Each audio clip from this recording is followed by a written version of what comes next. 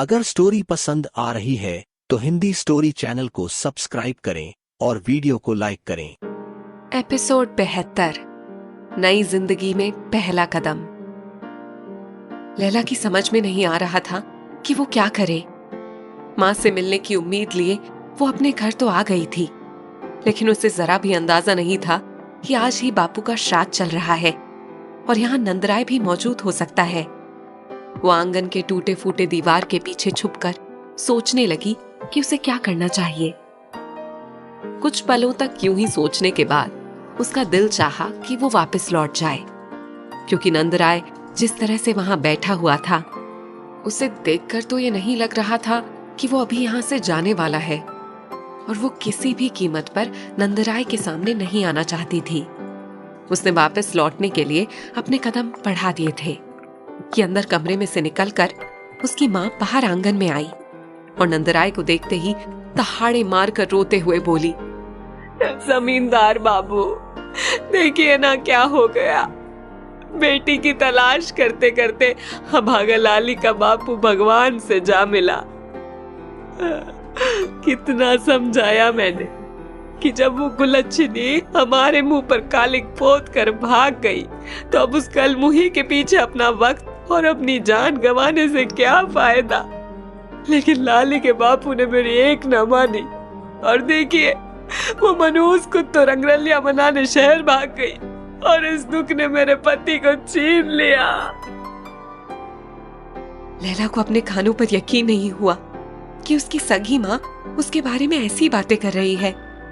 तभी नंदराय ने लाली की माँ को दिलासा देते हुए कहा, देखो लाली की अम्मा, जो होना था वो तो हो चुका, लेकिन तुम यही सोचो कि किसी बाप के लिए कितने शर्म की बात होगी कि उसकी बेटी यूं भरे पूरे ससुराल से मुंह काला करा के भाग निकली। अरे हमने तो उसे रानी बनाकर रखा था, लेकिन जिसे आवारगी की लत लगी हो उसे ये सब कहाँ सुहाता है। अब मनसुख तो दिन भर खेतों पर रहता था, तो उसकी परवरिश तो तुम्हें ही सही से करनी थी ना। मैं तो कहता हूँ ये सब तुम्हारी ही चूक का नतीजा है। तुमने अगर ध्यान दिया होता, बेटी को सही संस्कार दिए होते, तो ना वो मेरा घर छोड़कर भागती और ना ही आज उसके दुख में तुम्हारा पति जान से जाता। नंदराय की बात सुनकर लाली की माँ और भी सिसकते हुए बोली, हाँ जमींदार बाबू, मेरी गलती हुई जो मैं उसे सही संस्कार नहीं दे पाई, लेकिन अब मैं ऐसी कोई गलती नहीं दोहराऊंगी। अगर मेरे जीते जी उसने कभी मेरे द्वार पर चढ़ने की कोशिश भी की तो देवी माँ की कसम अपने हाथों से उसका गला दबाऊंगी। माँ के ये शब्द थे या कोई गड़ासे का वार। लैला को लगा कि वहीं दीवार से लगकर खड़े खड़े उसकी जान निकल गई है। एक माँ होकर अपनी बेटी के बारे में ऐसी बातें कोई कैसे कह सकता था। तभी नंदराय ने आगे कहा, बस यही बात थी लाली की माँ। पूरे गांव समाज में मेरे तो मुंह पर कालिक पुत गई। बस इसीलिए अपने बचाव के लिए मैंने उसका श्राद्ध कर दिया, ताकि इज्जत का भरम बना रहे। बस अब तुम भी दिल पर पत्थर रख लो। सोचो कि तुम पूरी उम्र बांझ ही रही, तुम्हारी कोई औलाद ही नहीं थी। रहा सवाल मनसुख का, तो भगवान उसकी आत्मा को शांति दे। ऐसी उल्टा बेटी के सोग में बेचारा अपनी जान से गया। लैला के ऊपर उनकी बातें सुनकर ऐसा असर हो रहा था जैसे वो खुले मैदान में खड़ी हो और कोई उस पर एक के बाद एक कोड़े मारे जा रहा हो। कुछ देर में नंदराय वहां से जा चुका था और गांव के कुछ लोगों को लिए लैला की माँ श्राद्ध के लिए घाट पर जाने के लिए निकलने लगी। ना चाहते हुए भी लैला खुद को रोक नहीं पाई और छिपते छिपाते उनके पीछे पीछे घाट तक भी पहुंच गई। माँ और बाकी लोगों से कुछ दूरी पर आकर वो भी वहीं खड़ी हो गई। पंडित जी ने जैसे ही पानी में अस्थियां बहाई, लैला ने उधर से बहकर आती धारा में हाथ डाल दिया, यूं जैसे कि बापू की बहती अस्थियों को छूकर वो भी श्राद्ध के नियम पूरे कर रही हो। तेज पानी के बहाव में आंखों से ओझल होती राख को देखते हुए उसने हाथ जोड़कर प्रणाम किया और मन ही मन कहने लगी, मुझे माफ कर देना बापू। ये मेरा भागापन है कि मैं माँ के गले लगकर तुम्हारी मौत का मातम भी नहीं कर पा रही, और इस पर मेरी बदकिस्मती देखो, तुम्हारी मौत की जिम्मेदार भी मैं ही बन बैठी हूँ। मैंने बहुत कोशिश की थी बापू, लेकिन मैं एक अच्छी बेटी नहीं बन पाई एक अच्छी बेटी। कहते हुए वो बेआवाज पिलक पिलक कर रोने लगी थी। माँ और बाकी लोग लौट गए थे। कुछ देर वहीं बैठे रहने के बाद लैला को भी ध्यान आया कि अब शाम होने में कुछ ही देर बाकी थी। अब उसे वापस लौटने की फिक्र करनी चाहिए। शून्य सा मन लिए वो वापस स्टेशन लौट आई। ट्रेन का इंतजार किया और फिर मुंबई वाली ट्रेन के आते ही उसमें सवार हो गई। बचपन से लेकर ब्याह होने तक उस पर लुटाया गया बापू का प्यार, त्याग और मजबूरी जैसे छूटते हुए मंजर को स्क्रीन बनाकर दोहराई जा रही थी। कितना मुश्किल था वो सब भूल पाना और इस बात को मानना कि उसके बापू की जान उसी की फिक्र में चली गई। अब वो वापस उसी शहर में लौटने जा रही थी जिसने कोई रिश्ता न होते हुए भी उसे गिरते पड़ते संभाल ही लिया था। लैला ने अब मन ही मन ये तय कर लिया था कि अब उसे लौटकर कभी भी वापस लखीपुर नहीं जाना। नरेन की शूटिंग का आज पहला दिन था। फोन पर सुहासिनी से बात करके वो सेट पर जाने के लिए निकल गया था। रास्ते में मगर उसे न जाने क्यों अरुण की याद आने लगी थी। ये रोल उसके लिए भी कितना जरूरी था। हर ऑडिशन में जाने वाले अरुण को आज उसी की वजह से तो ये रोल मिलने से रह गया था। उसने जान पर खेलकर गाड़ियों की भीड़ में घुसकर मेरी जान बचाई थी और अपने मौके के लिए मैं उसे ही पीछे छोड़कर आज शूटिंग के लिए जा रहा हूँ। मुझे माफ कर देना अरुण भाई, मैं आपके लिए कुछ भी नहीं कर पाया, बावजूद इसके कि इस रोल के लिए आपने मुझसे बेहतर ऑडिशन दिया था। नरेन ने मन ही मन में अरुण से माफी मांगी। उसी के बारे में सोचते हुए वो सेट तक आ पहुंचा था। यहाँ पहुंचते ही एडी ने उससे कहा, यहाँ से सीधे जाकर दाहिने मुड़ जाना, वहाँ रिहर्सल रूम है। आज आप लोगों को बाकी कैरेक्टर्स से मिलना है और रिहर्सल भी करना है। बाकी शूटिंग हम कल से शुरू करेंगे। कहकर वो वहां से चला गया। नरेन उसके बताए हुए रास्ते पर बढ़ गया। सामने रिहर्सल रूम का बोर्ड देखकर वो अंदर चला गया, लेकिन अंदर आते ही वो चौंकने पर मजबूर हो गया। वहां लगी हुई चेयर पर और कोई नहीं बल्कि अरुण ही बैठा हुआ था। उसने हैरत और खुशी के मिले जुले भाव में एकदम से जाकर कहा, अरुण मेरे भाई, तुम यहाँ? उसे देखकर अरुण ने भी मुस्कुराते हुए कहा, क्यों, तुम्हें क्या लगा था कि सिर्फ तुम ही अच्छी एक्टिंग कर लेते हो और ये माया टेलीफिल्म्स वाले सिर्फ तुम्हारा ही ऑडिशन फाइनल कर सकते हैं? ये सुनते ही नरेन के चेहरे पर मुस्कुराहट और गहरी हो गई। उसने जल्दी से कहा, इसका मतलब तुम्हारा भी सिलेक्शन हो गया? तब अरुण ने कहा, हाँ मेरे भाई, इन्हें 2 कैरेक्टर के लिए लड़के चाहिए थे, इसीलिए इन्होंने हम दोनों को ही सिलेक्ट कर लिया। नरेन ने एकदम से अरुण का हाथ थामते हुए कहा, मेरे भाई, मैं बता नहीं सकता तुझे यहाँ देखकर मैं कितना खुश हो रहा हूँ। उस दिन से मेरे मन में गिल्ट सा था।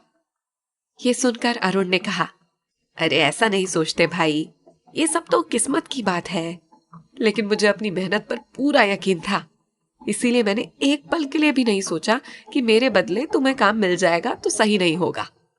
दोनों ही दोस्त एक दूसरे को देखकर बेहद खुश थे। फिर उन्होंने स्क्रिप्ट पढ़कर रिहर्सल शुरू कर दिया था। तभी रिहर्सल रूम के दरवाजे से एक लड़की की आवाज उभरी, ओ नरेन, तुम तो मेरे शहर से ऐसे चुपचाप वापस लौट आए जैसे कि मेरा तुमसे कोई नाता ही नहीं था। नरेन ने सुनते ही चौंक कर आने वाली लड़की को देखा। वो एक प्यारी सी लड़की थी जिसकी आंखें भीगी हुई थीं और चेहरा ऐसा रुआंसा हो रखा था कि जैसे वो अब फूट फूट कर रोना शुरू कर देगी। नरेन उस लड़की की बात सुनकर शॉक था। अभी वो उससे कुछ पूछता तभी उस लड़की ने एकदम से आकर नरेन का हाथ थाम लिया और सिसकियां भरती हुई बोली, मानती हूं कि मैंने तुम्हें समझने में भूल की, लेकिन इसका ये मतलब तो नहीं था कि तुम अपने प्यार को भूलकर मुझसे मुंह मोड़कर यहाँ इतनी दूर आ जाते। कहते हुए उसने नरेन के कंधे पर सिर रख दिया। नरेन उसका रवैया देखकर एकदम बिजली की तेजी से पीछे हटा और बोला, देखिए आप कौन है? मैं तो आपको पहचानता तक नहीं, और आप ये सब क्या कह रही हैं? क्या है ये सब? कहकर उसने अरुण पर नजर डाली और उसकी तरफ खिसक आया। तभी रिहर्सल रूम में दो ठहाके गूंज उठे। एक तो अरुण की आवाज थी और दूसरी आवाज उस लड़की की थी जो अभी अभी रो रही थी। उस लड़की ने नरेन के पास अगर स्टोरी पसंद आ रही है तो हिंदी स्टोरी चैनल को सब्सक्राइब करें और वीडियो को लाइक करें। आकर अपने हाथों में थामा हुआ पेपर उसकी तरफ बढ़ाया और कहा, ये सब ये थे हमारे सीन के डायलॉग्स जिस पर मैं रिहर्सल कर रही थी। अरुण ने मुश्किल से अपनी हंसी रोकी और कहा, भाई ये आंचल है, इस सीरियल की हीरोइन, हमारी को स्टार। ये सुनकर नरेन कुछ झेप सा गया। आंचल की एक्टिंग इतनी जानदार थी कि नरेन पूरी तरह से कंफ्यूज्ड हो गया था कि ये कौन गले आ पड़ी। फिर तीनों ने रिहर्सल शुरू कर दी। कुछ ही देर में तीनों में अच्छी बॉन्डिंग हो चुकी थी। लग ही नहीं रहा था कि तीनों पहली बार मिल रहे हैं। इधर लैला की फिल्म की शूटिंग भी आज ही शुरू हो रही थी। गांव से आने के बाद इन कुछ दिनों में अपने आप को अब संभाल लिया था। हालांकि गाहे बहाए उसे माँ की बातें अब भी डिस्टर्ब करती रहती थी, लेकिन वो अब उन सब चीजों से उबरना सीखने लगी थी। अब यूं भी लैला के सामने कबीर के साथ परफॉर्म करने का चैलेंज बहुत बड़ा था। हालांकि सुजॉय से स्क्रिप्ट लेने के बाद उसने काफी अच्छे से प्रैक्टिस कर ली थी, इसलिए मन में एक इत्मीनान तो था, लेकिन कबीर की शख्सियत के आगे उसका घबराना तो बनता था। मेकअप के बाद जब वो बाहर आई तो असिस्टेंट डायरेक्टर ने उसे देखते ही कहा, लैला मैम ये रही स्क्रिप्ट। कहकर उसने कुछ पेजेस उसकी तरफ बढ़ाए। तब लैला ने मुस्कुराते हुए अपने हाथ में थमे पेपर्स दिखाते हुए कहा, आई हैव दीज ऑलरेडी। इस पर एडी यानी असिस्टेंट डायरेक्टर ने फिर कहा, नो मैम, वो एक्चुअली सुजॉय सर ने कहा कि वो एकदम शुरू के शॉट से शूटिंग स्टार्ट नहीं करेंगे, बल्कि ये सीन नंबर 22 शूट करना है अभी हमें। ये सुनकर लैला कुछ कंफ्यूज्ड होते हुए बोली, लेकिन ऐसा क्यों? मेरा मतलब है अगर हमें यहां से शुरू करना था तो हम ये पहले डिस्कस कर सकते थे, क्योंकि अभी तो मैंने सीन नंबर 1 से 10 के लिए ही प्रिपेयर किया है। तब एडी ने नजरें झुकाए हुए जवाब दिया, ये तो अब सुजॉय सर ही बता सकते हैं। लैला कुछ पलों के लिए सोचते हुए खामोश खड़ी रही, फिर जैसे कुछ तय करती हुई बोली, ठीक है, तो मैं सुजॉय साहब से ही बात करती हूँ। कहकर वो सुजॉय के ऑफिस में चली आई। दरवाजा खुला हुआ था, इसलिए सुजॉय ने उसे आते हुए देख लिया था। अपने साथ बैठे हुए लोगों को एक्सक्यूज करता हुआ वो लैला को अंदर बुलाने की बजाय खुद ही बाहर आ गया। फिर एकदम से सपाट लहजे में कहा, अब क्या हो गया? लैला ने हाथ में पकड़े हुए पेपर्स दिखाकर कहा, वो एडी ने कहा कि हमें 22 नंबर सीन से शूटिंग स्टार्ट करनी है, जबकि मैंने तो 1 से 10 ही तैयार किया था। और अभी जब मैंने ये वाली स्क्रिप्ट देखी तो यहाँ जो क्लोज एंगल्स मेंशन्ड है सुजॉय साहब, उसके लिए मुझे थोड़ी रिहर्सल की जरूरत पड़ेगी। And these dialogues are also too long. Laila के मुंह से ऐसे इंग्लिश सुनते हुए सुजॉय को चौंक सा गया। यही नहीं, आज वो पहले से कहीं ज्यादा कॉन्फिडेंट भी लग रही थी। हालांकि अगले ही पल उसे समझ में आ गया था कि ये सब उसके डिक्शन और एक्टिंग क्लासेस का नतीजा है। लेकिन सुजॉय ने अगले ही पल कहा, तो क्या करूं मैं? तुम्हारी रिहर्सल के चक्कर में पहले दिन की शूटिंग कैंसिल कर दूं? सुजॉय के लहजे में छल्लाहट थी, यहां तक कि लैला उसका लहजा सुनकर कुछ घबरा सी गई। उससे अब कुछ बोला ही नहीं जा रहा था। तब सुजॉय ने कहा, अभी बाकी तैयारियों में आधा घंटा और लगेगा, तब तक तुम रिहर्सल कर लो। कहकर वो लैला को कुछ भी बोलने का मौका दिए बगैर अपने केबिन में वापस लौट गया। लैला उन पेपर्स को लिए वापस रिहर्सल रूम में लौट आई थी। फिर घड़ी की टिक टिक पर नजरें जमाए लैला ने बार बार वो डायलॉग दोहराने शुरू कर दिए। लैला भी रिहर्सल कर ही रही थी कि तभी एडी ने आकर कहा, मैम आइए, शॉट रेडी है, कबीर सर भी आ चुके हैं।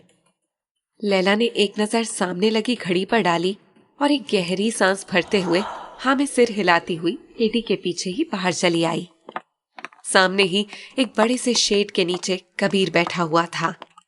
लैला की नजर पड़ते ही उसने धीरे से मुस्कुराकर आंखों ही आंखों में हेलो कहा और फिर अपने बालों में हाथ फेरते हुए उन्हें सेट करने लगा।